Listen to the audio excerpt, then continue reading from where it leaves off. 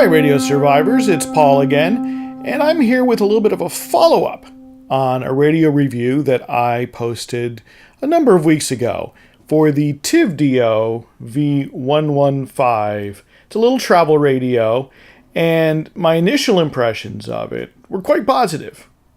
This little radio has a digital tuner, does AM, does FM, it does shortwave, and what particularly drew me to it is the fact that you can record audio on it using a micro SD card. And in particular, you can record from the radio.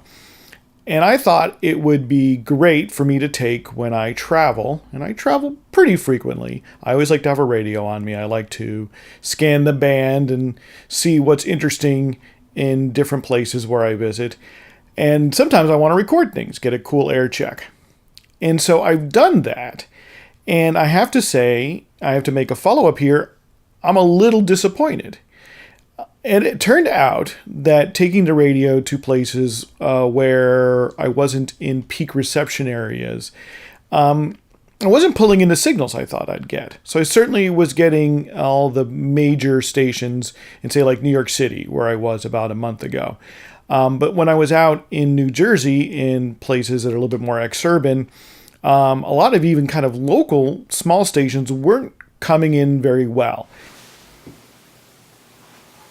Not as well as they came in on a little analog Kaito radio that I used to travel with, that I since have given away to a friend. And so I want to do this follow-up, not to sort of say that it's a terrible radio, but to sort of give that caveat that maybe with regard to sensitivity, it's not necessarily the best. And one hypothesis I've heard about why the sensitivity isn't as good is because of all the digital electronics inside this radio compared to what would be inside an analog radio. There'd be very little. And that perhaps it's not as sensitive, particularly on the AM band, so that its own electronics don't actually interfere with the radio reception, so that you're not going to get noise from it. That might be the case, but I'm not yet sure. So I went back to the drawing board and got myself another radio to try out. And this one is the Kaito brand radio, and it is a KA29. And it's very similar to the Tivdio, and it's a kind of similar set of features, AM, FM, and shortwave. And it actually has a little longer antenna.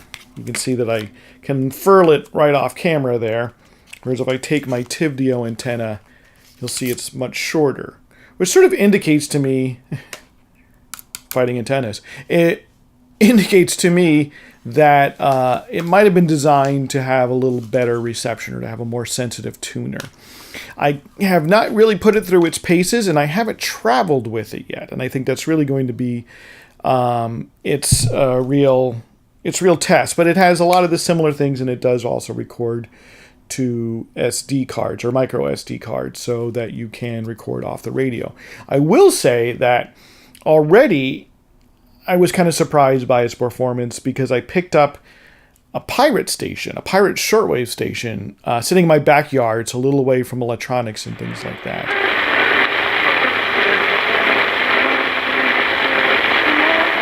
Just one afternoon about a week ago.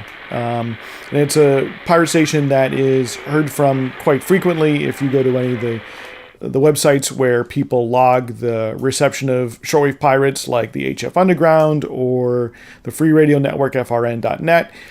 You'll see them market a lot. But normally people who hear it are using more sophisticated receivers than this one. So I was a little surprised that I was even able to get anything at all on this radio. So I'm cautiously optimistic.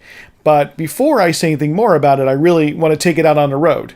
I want to take it traveling and see how it performs in that area. This isn't to say that the Tivdio is a bad radio. I use it all the time around the house right now. I will probably still take it with me on some travels. If you're primarily going to listen to some local stations, it's great. I took it to Hawaii about 6 weeks ago, and was able to listen to the local community radio station inside our rental apartment without a problem. And that was great, right? Being able to tune in and listen to that great station, Mana'o Radio, which I've also written about at Radio Survivor. So it served that great purpose as a travel radio, but maybe trying to find some of the more weaker signals, especially on the AM dial, you might have more trouble, and you might, it's not really a DXers friend, if you will. So I will take this Kaito radio, which is also commonly available for about $30 or so on eBay or on Amazon.com, and I will take it on the road and we'll see how it performs, and I'll come back and I'll report back to you. In the meantime, you should subscribe to our channel. You should go to radiosurvivor.com for more radio-related stuff. And, of course, we have a podcast all about radio, though we don't usually review radios, but if you'd like us to, maybe we will, all at radiosurvivor.com. Thanks for watching.